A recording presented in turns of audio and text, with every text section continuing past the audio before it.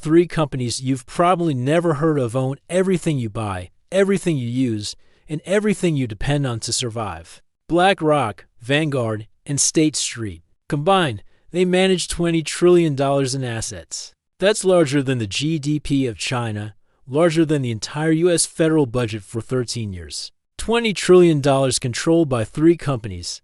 And here's what that $20 trillion buys them. They are the largest shareholders in Apple, Microsoft, Amazon, Google, Facebook, Tesla, Exxon, Chevron, Pfizer, Magna, Johnson & Johnson, Walmart, Coca-Cola, Pepsi, McDonald's, Disney, Comcast, JP Morgan, Bank of America, and 90% of all companies in the S&P 500. 90%. They don't just hold a few shares here and there. These 3 firms are consistently the top 3 institutional owners in nearly every major American company. That means the breakfast cereal in your pantry, the operating system running your phone, the insulin your neighbor depends on, the gasoline in your tank, all of it traces back to the same 3 names at the top of the shareholder list. But the structure gets stranger. These companies own each other. BlackRock's biggest shareholder? Vanguard. Vanguard's largest holdings? BlackRock shares. State Street's dominant investors? Vanguard and BlackRock. It's a triangle where each corner props up the other 2, creating a closed circuit of control that would make the old oil barons jealous. This isn't one corporation dominating a single sector the way Standard Oil ruled petroleum. This is 3 institutions commanding almost every sector simultaneously. And unlike Rockefeller's empire, this one operates in plain sight, hidden only by its sheer scale and the boring language of asset management. Let's start with BlackRock. $10 trillion under management. Bigger than the entire economy of Japan, bigger than Germany, France, and the UK combined. BlackRock was born in 1988 from the ashes of a colossal mistake. Larry Fink was a bond trader at First Boston who lost his firm $100 million on a bad interest rate. Bet he got fired.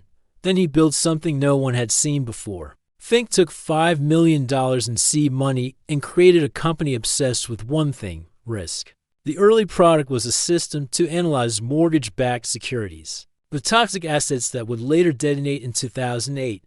That system evolved into Aladdin. Aladdin doesn't just manage BlackRock's $10 trillion, it manages over $21 trillion across the entire financial world. Pension funds, sovereign wealth funds, insurance giants, they all plug into Aladdin to calculate risk and allocate capital. When Aladdin flags an asset as dangerous, trillions of dollars avoid it. When Aladdin signals safety, money floods in. BlackRock doesn't just decide what to buy, it defines what risk itself means for a third of the world's investable wealth. That's not asset management, that's operating system level control. And BlackRock uses that position ruthlessly.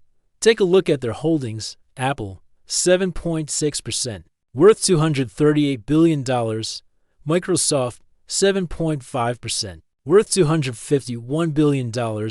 Amazon, Alphabet, Tesla, Meta, Nvidia. Across the 7 largest tech companies, BlackRock controls close to $1 trillion in equity. But tech is just the beginning. In energy, Exxon, Chevron, ConocoPhillips. In pharmaceuticals, Pfizer, Moderna, Johnson & Johnson. In banking, JP Morgan, Bank of America, Citigroup, Wells Fargo. BlackRock is either the largest or second largest shareholder in all 4 of America's systemically important banks. Here's what that means in practice. Every year, Larry Fink writes a letter to the CEOs of the companies BlackRock owns. It's framed as guidance. But when you control 7% of a corporation and vote on board seats, guidance becomes mandate. In 2020, Fink's letter centered on climate risk. Within 12 months, every major company in the S&P 500 announced net zero commitments. Not because Congress passed a law, because BlackRock made it clear that noncompliance carried consequences. In 2021, the letter focused on stakeholder capitalism and diversity metrics. Within months, boardrooms transformed. New policies, new reporting structures, new language in every quarterly filing. This is power that transcends legislation. Governments debate. BlackRock Directs. Then there's Vanguard, $7.5 trillion under management, the second largest asset manager on the planet, and structurally, the most untouchable. Because Vanguard has no owners, every other corporation has shareholders, people or institutions who profit when the company succeeds. Vanguard doesn't. Vanguard is owned by its own funds, which means it's owned by the capital it manages, which means it's owned by a legal abstraction. This was the brainchild of John Bogle, Vanguard's founder. In 1975, Bogle wanted to build a fund company that served investors instead of enriching Wall Street executives, so he made the funds themselves the shareholders. Noble in theory, brilliant in execution, because it makes Vanguard impossible to regulate the way you'd regulate a normal corporation. Who do you hold accountable? The funds. The investors in the funds, everyone and no one. Vanguard answers to nobody because nobody technically owns it. No activist investors. No hostile takeovers. No shareholder rebellions. It's a fortress disguised as a co-op. And from inside that fortress, Vanguard owns everything. Largest shareholder in Apple, 8.2%. Microsoft, 8.6%. Amazon, 7.8%.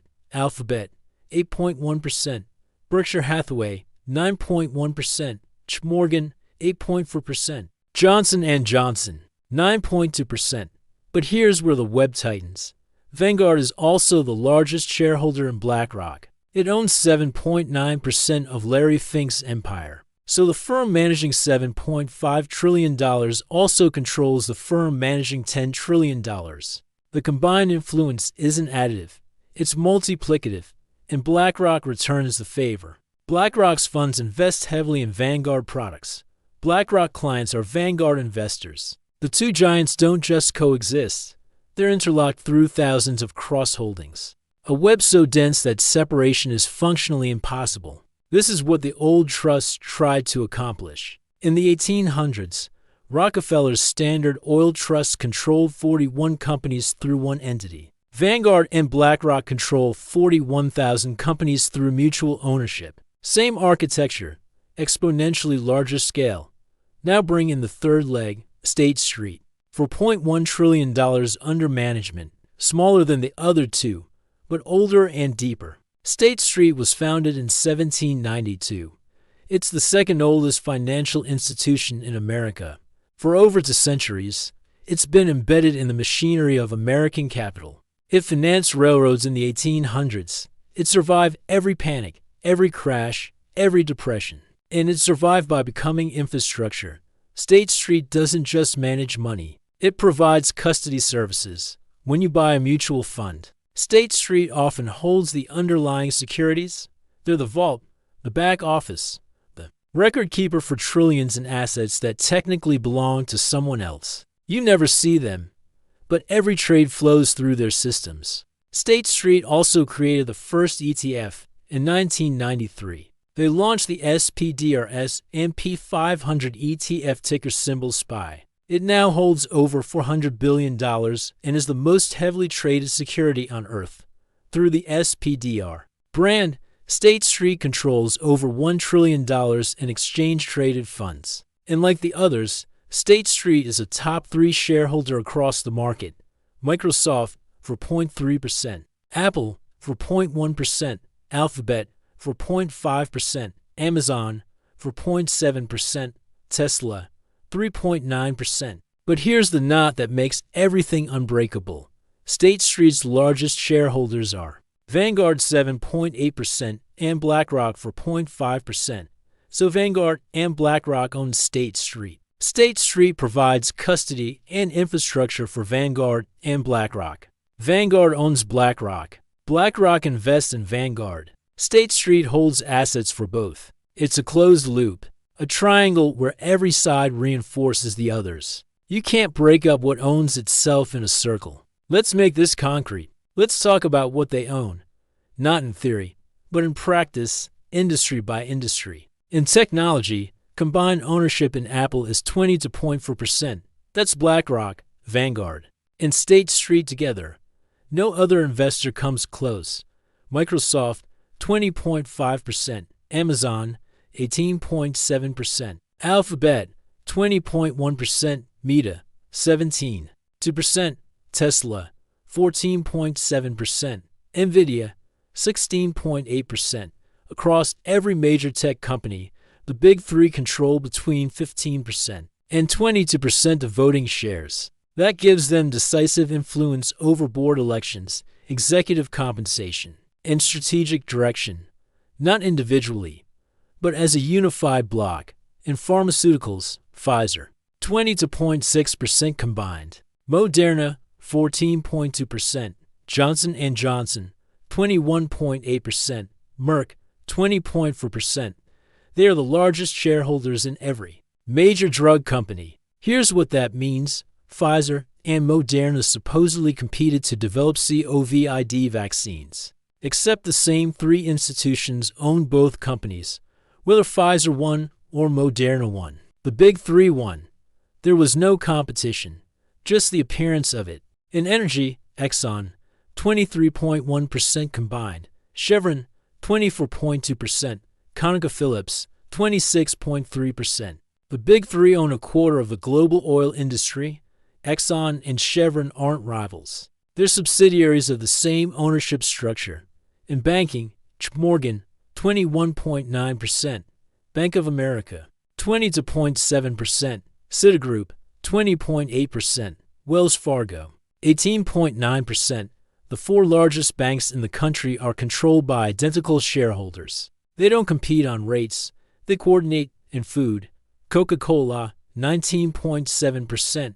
PepsiCo, 20.4%. Nestle, 15.8%. Unilever, 17.2%. Mondelez, 18.9%. Coke and Pepsi, the two brands that define consumer choice in America, both owned by the same shareholders. In media, Disney, 20.2%. Comcast, 21.4%. Warner Brothers Discovery, 16.8%. Netflix, 18.7%. Every studio, every streaming service, every content pipeline, all feeding the same three institutions. This pattern holds everywhere. Automotive, retail, defense, telecom. In every sector, the big three are the top three shareholders in every major player.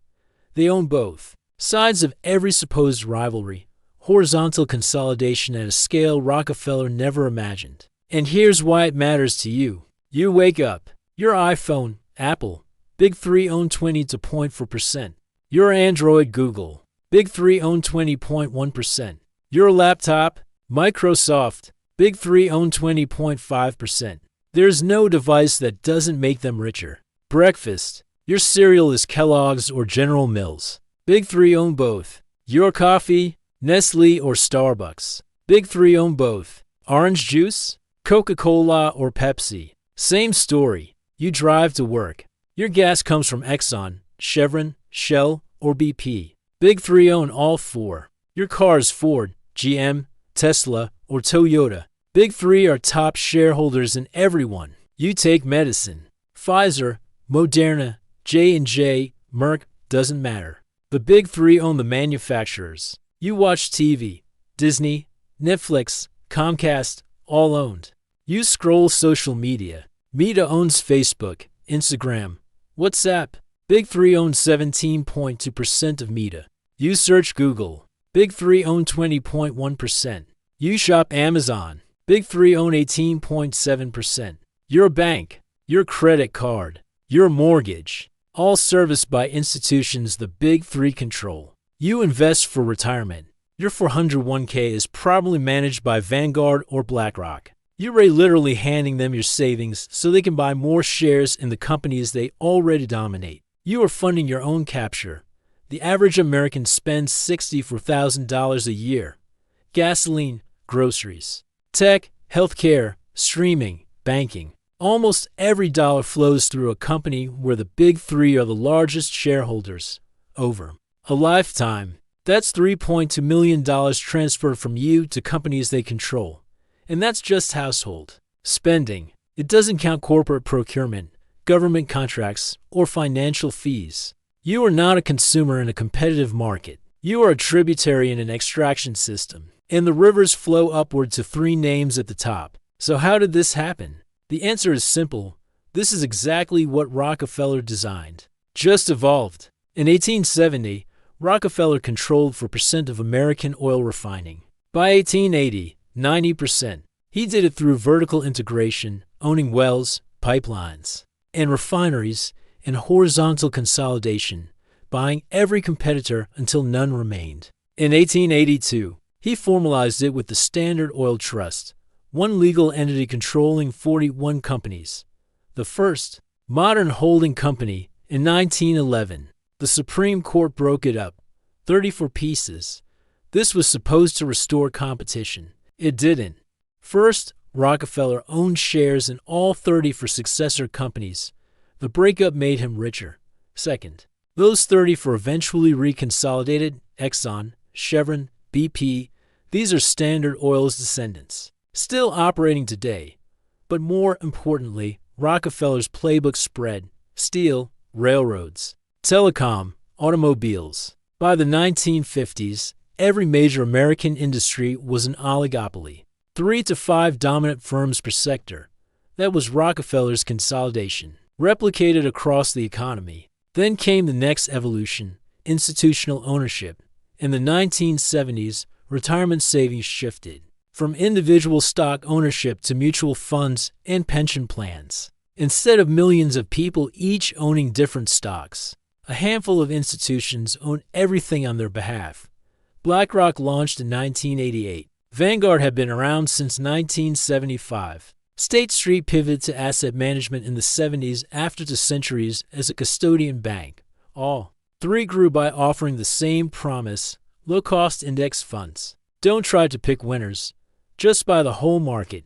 We'll charge you 0.03% to manage it. It sounded democratic. Broad diversification. Minimal fees. But here's what it actually did. It concentrated ownership. When everyone buys an index fund, they're all buying the same thing, the S&P 500.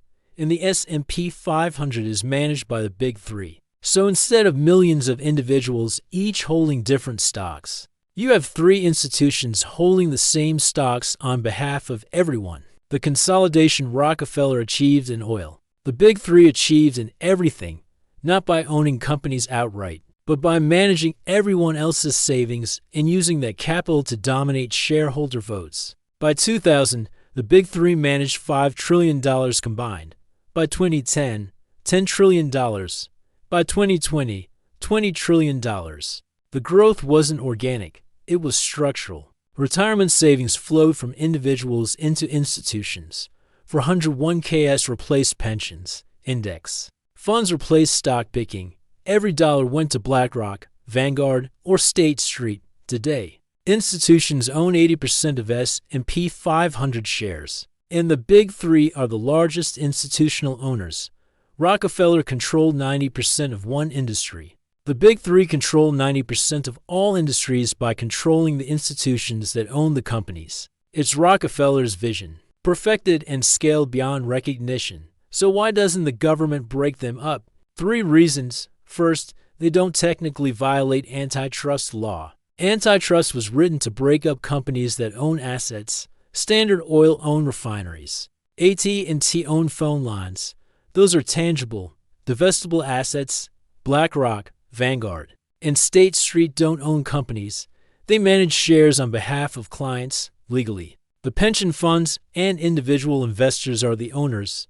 The Big Three are just stewards. It's a technicality, but it's enough to make traditional antitrust tools useless. Second, breaking them up would destroy millions of retirement accounts. Your 401k is probably a Vanguard fund. If regulators force them to divest, your savings collapse politically. That's suicide.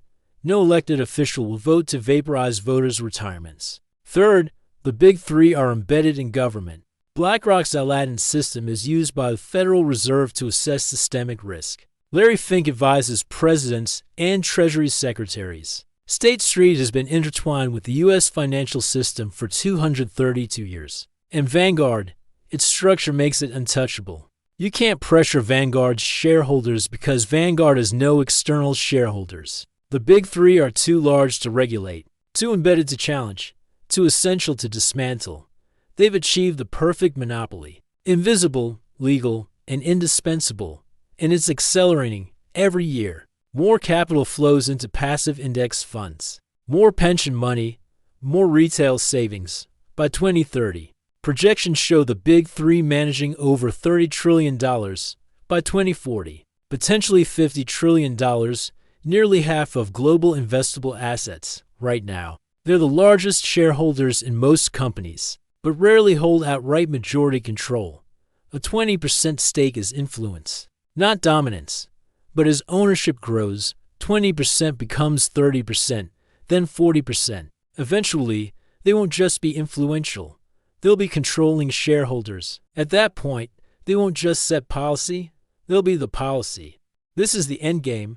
Rockefeller tried to own 90% of oil and was broken up by the Supreme Court. The big three are succeeding where he failed. They're on track to own 90% of everything, not through one company, but through three that own each other. And they're doing it with public approval. Because everyone thinks index funds are good for retirement. Index funds are good for returns. But they're consolidating ownership of the entire economy into three unaccountable institutions. This is the largest wealth transfer in history, from distributed individual ownership to concentrated institutional control. And almost no one sees it. Here's the reality. You do not live in a free market. You live in a managed market, managed by three firms controlling $20 trillion and growing. You do not have meaningful choice, Coke or Pepsi, iPhone or Android, Exxon or Chevron. Every option leads back to the same three shareholders. You cannot escape. Every purchase, every paycheck, every stock, it flows through companies they control. You are not a participant in capitalism. You are an input in an extraction machine. And the machine funnels wealth upward to BlackRock, Vanguard, and State Street. This isn't conspiracy. This is structure. It's public record, SEC filings, shareholder reports. The big three are the top. Three investors in 90% of the S&P 500. They vote as a block. They coordinate through Larry Fink's letters. They own each other in a loop that blocks regulatory action. John D. Rockefeller built Standard Oil to control 90% of American oil. It took him 40 years. It lasted 28 before being broken up. The big three built a system to control 90% of American industry. It took them 50 years. And it's not slowing down. It's accelerating. Rockefeller's system was visible. You could see Standard Oil. Point to it. Regulate it. Break it up. The big three are invisible. They don't own companies. They manage shares. They don't control industries directly. They vote as shareholders. You can't see them the same way. You can't regulate them the same way. And you can't break them up without destroying 100 million retirement accounts. This is monopoly perfected. Invisible, legal, essential, and absolutely inescapable. Three companies, $20 trillion, 90% of everything. You work.